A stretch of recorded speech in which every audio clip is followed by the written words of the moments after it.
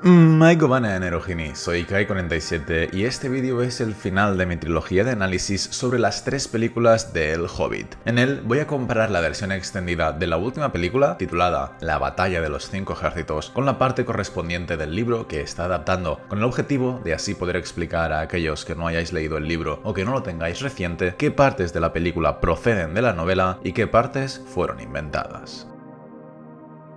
Antes de empezar, debéis recordar de los dos análisis anteriores que en los libros no existen ni Tauriel, ni Alfrid, ni las hijas de Bardo, mientras que Azog sí existe, pero llevaba 142 años muerto, y Legolas, Radagast y el hijo de Bardo sí existían y estaban vivos, pero no son mencionados en el libro de El Hobbit, así que todas las adiciones en las tramas que incluyan a estos 8 personajes son inventadas por la película.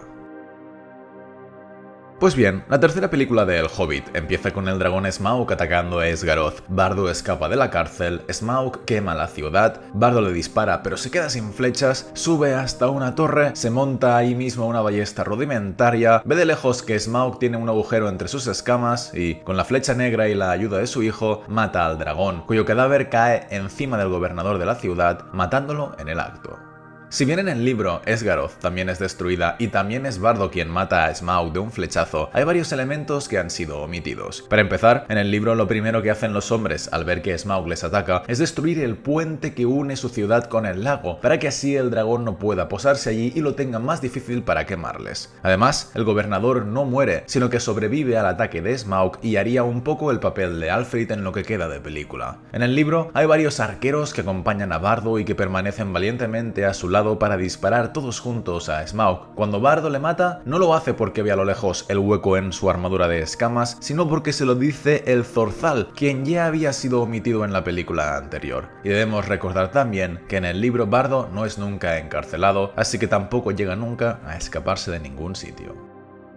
Tras la muerte de Smaug, la película sigue con una escena en la que los supervivientes de Esgaroth se reagrupan y van al valle, mientras los enanos de la compañía de Thorin se entusiasman al descubrir que el dragón ha muerto. No obstante, en el libro, cuando Smaug muere, los enanos no estaban fuera de Erebor, sino que se encontraban dentro, encerrados, donde pasan varios días hasta que al final descubren que Smaug ha muerto, no porque lo vean en la distancia, dado que ver eso era imposible, sino porque los cuervos de Erebor, con los que tenían una relación ancestral, les informan de ello y de la llegada de los de Esgaroth y Thranduil, gracias a lo cual los enanos son capaces de prepararse a tiempo. Además, en el libro no van al valle absolutamente todos los habitantes de Esgaroth, sino que las mujeres, los niños, los ancianos y los lisiados se quedan en el lago dirigidos por el gobernador, trazando la construcción de una nueva ciudad, mientras que Bardo encabeza únicamente a los hombres de armas hacia el norte.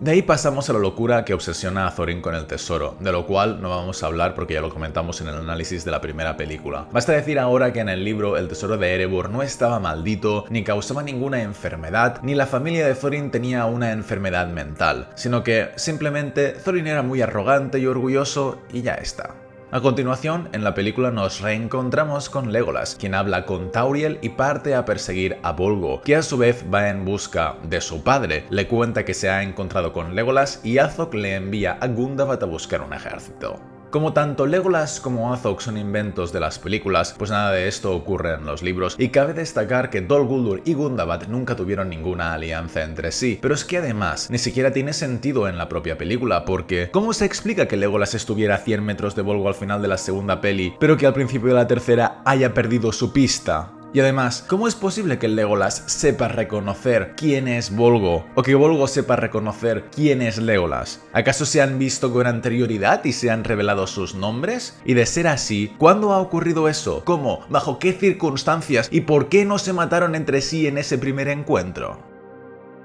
Tras eso retomamos la trama de Dol Guldur, en la que vemos a Gandalf siendo apalizado por un orco que le quiere cortar el dedo donde tiene el anillo Narya. Luego el Concilio Blanco acude para salvarlo, derrotan a los Nazgûl, expulsan a Sauron, Saruman dice que se ocupará de Sauron, Radagast le da su vara a Gandalf y dice que convocará a sus amigos, es decir, a las águilas y a Beorn. Todas estas escenas no están adaptando el libro del Hobbit, sino las partes del Señor de los Anillos donde se indica que el Concilio Blanco expulsó a Sauron de Dol Guldur. El problema es que la mayoría de cosas que suceden aquí están contradiciendo los libros, como que el anillo Narya que llevaba Gandalf no podía verse, porque era invisible para los demás, que Sauron no pretendía levantar de nuevo Angmar, cuyo reino ya había cumplido su función al destruir Arnor un milenio antes de los eventos del Hobbit, y ni Sauron ni el Señor de los Nazgûl se interesaron nunca en levantarlo de nuevo, que Saruman no impidió que se persiguiera ahora a Sauron, sino que ya llevaba poniendo trabas desde hacía un siglo, que ni las águilas ni Beorn eran convocados por Radagast, sino que acudían por su cuenta, y eso de que Radagast le dé su vara a Gandalf es inventado, dado que, como recordaréis, en los libros la vara de Gandalf nunca es destruida.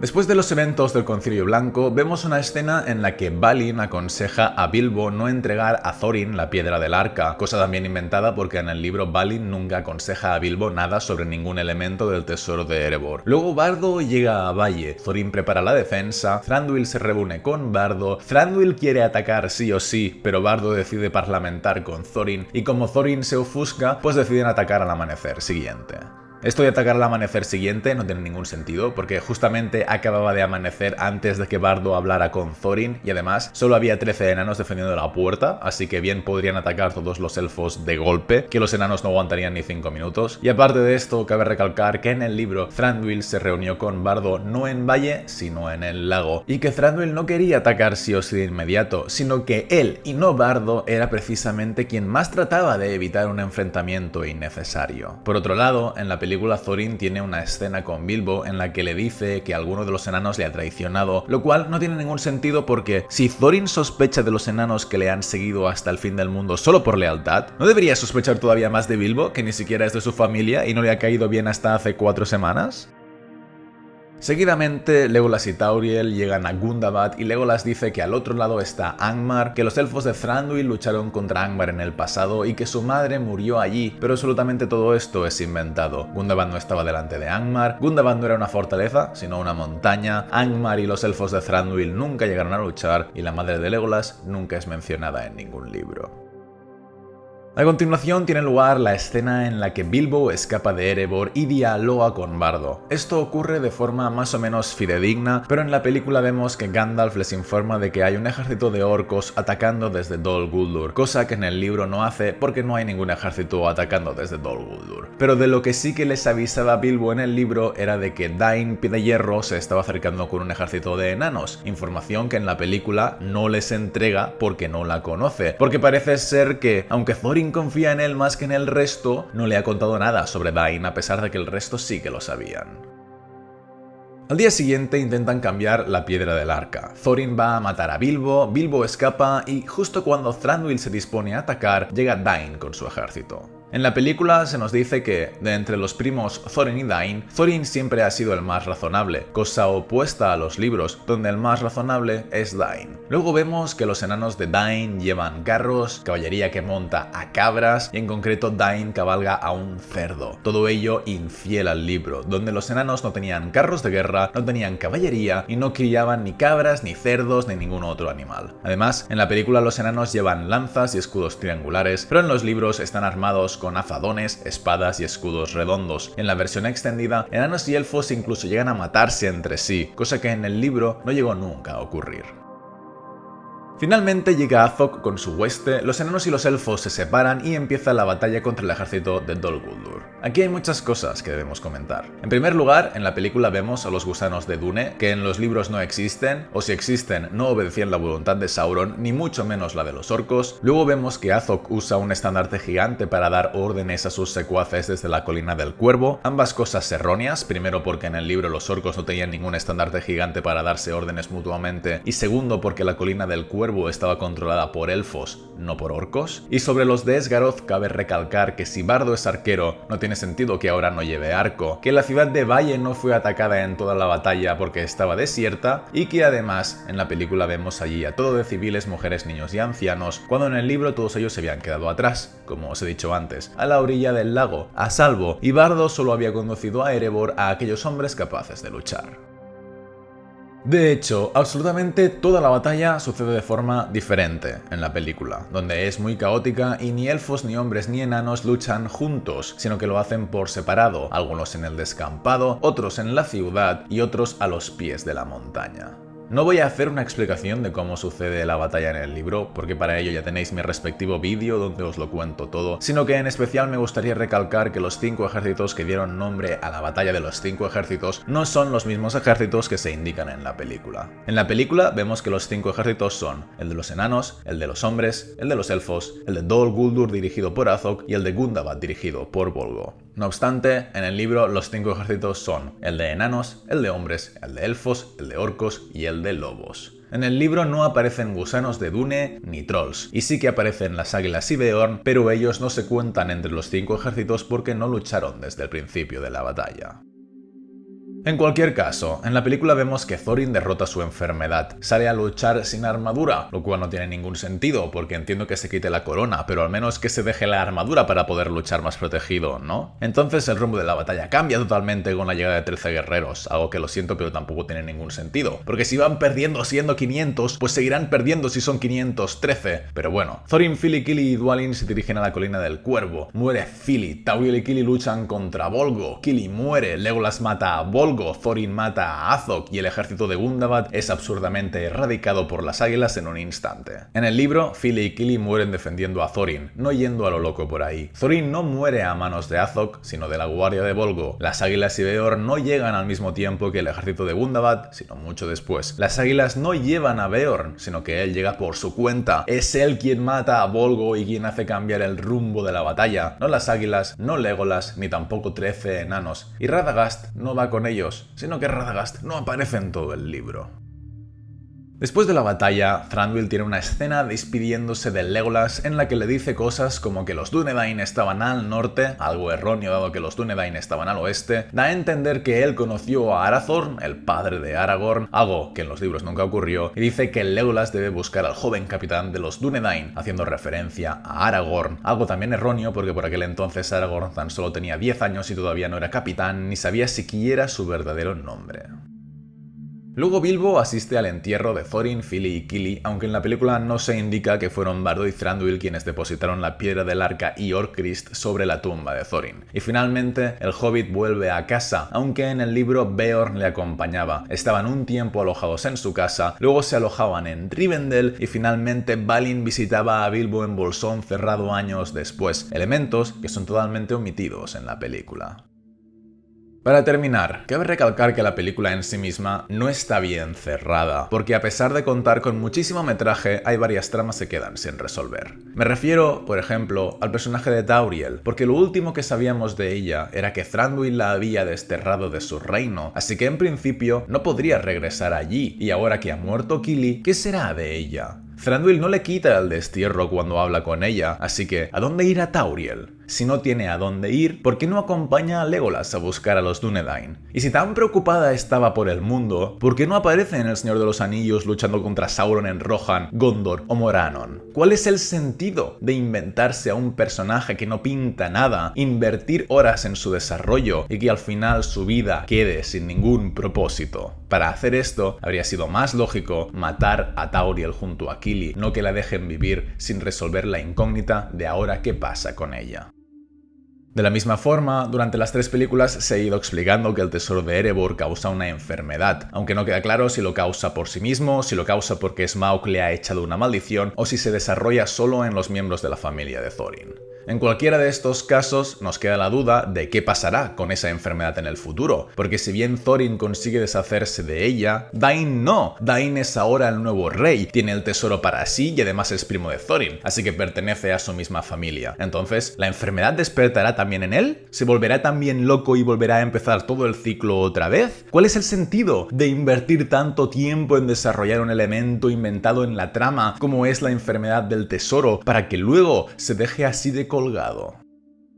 Además, y como sabéis, siempre he defendido que en las películas se inventaran que la piedra del arca sirviera para convocar a todos los ejércitos de los enanos. No obstante, lo que esto está implicando es que Thorin no podía convocar a los enanos sin la piedra, lo cual encajaba con el principio de la primera película, donde se decía que Dain y el resto de líderes de los enanos se habían negado a ayudar a Thorin en la reunión que habían tenido en la Sered Luin. Sin embargo, ahora vemos que Dain acude con un ejército inmenso porque sí, simplemente porque Thorin se lo ha pedido, a pesar de que Thorin no tiene la piedra del arca en su poder. Entonces, aquí nos surgen todo un seguido de preguntas. Primero, si era necesario tener la piedra del arca para reunir a los ejércitos de los enanos, ¿cómo es posible que todos los enanos obedecieran a Thror cuando ordenó atacar Moria después de perder Erebor si Thror no tenía la piedra del arca? Segundo, si los enanos obedecían a Thror, aunque no tuviera la piedra del arca, ¿por qué no obedecieron a Thorin cuando les pidió ir a Erebor al principio de la primera película en la reunión de la Sered Luin? Y en cualquiera de los dos casos, ¿por qué Dain primero se negó a ayudarle cuando Thorin no tenía la piedra del arca, pero ahora sí decide ayudar a Thorin, a pesar de que Thorin sigue sin tener la piedra del arca?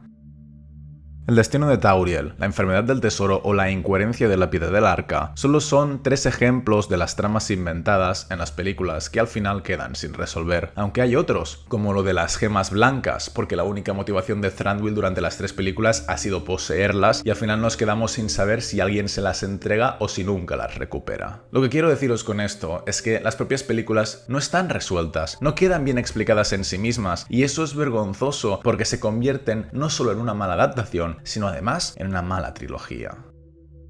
Como conclusión, a mí la primera película me gustó, porque aunque añadía cosas de invención propia, se mantenía relativamente fiel a las aventuras que ocurrían en el libro. La segunda no me gustó, porque añadía más de 1 hora de metraje totalmente inventado a cambio de recortar aventuras enteras del libro. Y la tercera en sí misma no cambia tantas cosas, pero arrastra demasiados inventos de la entrega anterior y además concluye tan mal algunas tramas que la propia película deja de tener sentido.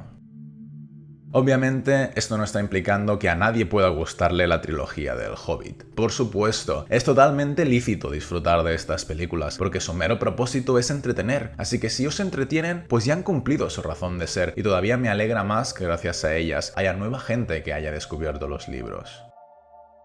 Pero el mensaje final que quiero transmitir con este triple análisis que he hecho sobre las películas del Hobbit es que en una adaptación de cualquier obra podemos aceptar que añadan personajes, tramas o escenas de invención propia, bien porque el material original no da para la cantidad de horas de metraje que se requieren, o bien para dotar de mayor sentido o algo que ocurre en el libro. No obstante, lo que no se puede aceptar de ninguna manera es que se inventen elementos, personajes o tramas a cambio de eliminar cosas del material canónico, como son todos los añadidos que tiene la segunda película en base a recortar el capítulo de Beorn o los del Bosque Negro. Y esto lo digo también mirando al futuro, a la serie de los Anillos de Poder, porque es obvio que se tendrán que inventar mucho si quieren hacer una serie de 50 horas de un material que se podría explicar en tan solo 2, igual que era necesario inventar cosas para adaptar las 300 páginas del Hobbit en 9 horas de metraje. Pero siempre se debe tener en cuenta que las invenciones deberían respetar el material original, no pisotearlo.